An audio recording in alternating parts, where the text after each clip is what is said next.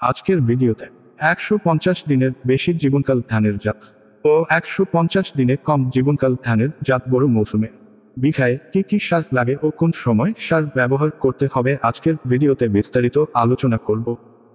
150 দিনের বেশি দীর্ঘমেয়াদী জাতের ক্ষেত্রে বিঘা প্রতি সার প্রয়োগ মাত্রা ও সুনির্দিষ্ট সময়। জমি চাষের শুরুতে পর্যাপ্ত পরিমাণে পচা গোবর ও ছাই ছিটিয়ে দিতে হবে এবং জমিতে শেষ চাষ দেওয়ার সময় নিচের রাসায়নিক সার ব্যবহার করতে হবে।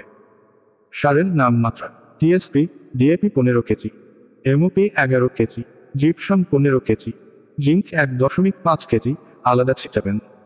প্রথম কিস্তি ইউরিয়া সার উপরি প্রয়োগ সময়: ধানের চারা রোপণের 15 দিনের মধ্যে 12 কেজি ইউরিয়া সার উপরি প্রয়োগ করবেন।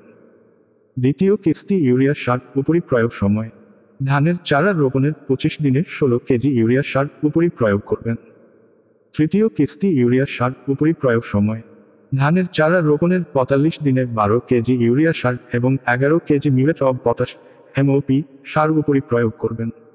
এর ফলে ধানে পোকা ও রোগবালাই কম হয় এবং ধানের দানা পুষ্ট হয় ও ফলন বাড়ে। সার প্রয়োগের সময় জমিতে ছিপছিপে পানি থাকলে সার দ্রুত কাজ করে। 150 দিনের কম জীবকাল বিশিষ্ট জাতের ক্ষেত্রে বিঘা প্রতি সার প্রয়োগ মাত্রা ও সুনির্দিষ্ট সময়: জমি চাষের শুরুতে পর্যাপ্ত পরিমাণে পচা গোবর ছিটিয়ে দিতে হবে এবং জমিতে শেষ চাষ দেওয়ার সময় নিচের রাসায়নিক সার ব্যবহার করতে হবে। সারের নাম মাত্রা: TSP DAP 15 KG, MOP 10 KG, gypsum 15 KG, zinc 1.5 KG আলাদা ছিটাবেন। প্রথম কিস্তি ইউরিয়া সার উপরি প্রয়োগ সময়: ধানের চারা রোপণের 15 দিনে 12 কেজি ইউরিয়া সার উপরি প্রয়োগ করবেন। দ্বিতীয় কিস্তি ইউরিয়া সার উপরি প্রয়োগ সময়: ধানের চারা রোপণের 25 দিনে 16 কেজি ইউরিয়া সার উপরি প্রয়োগ করবেন। তৃতীয় কিস্তি ইউরিয়া সার উপরি প্রয়োগের সময়: ধানের চারা রোপণের 40 দিনে 12 কেজি ইউরিয়া সার এবং 10 কেজি মিউরেট অব পটাশ সার উপরি প্রয়োগ করবেন। এর ফলে ধানে পোকা ও রোগবালাই কম হয় এবং ধানের দানা পুষ্ট হয় ও ফলন বাড়ে।